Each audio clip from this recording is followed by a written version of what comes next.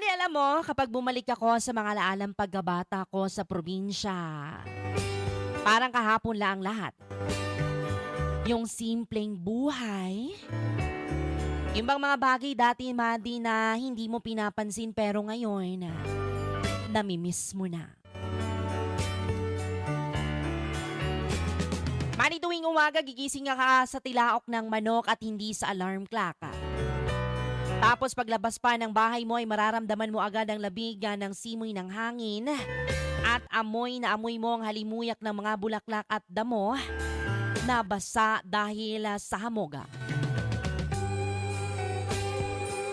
Yung tipong hindi mo na kailangan magmadali. Dati, yung bang walang cellphone na hawak-hawakan, kundi pamalo lang ni nanay kapag late ka ng gumising. Tapos, didiretso ka na lang sa taniman o kaya sa bukid.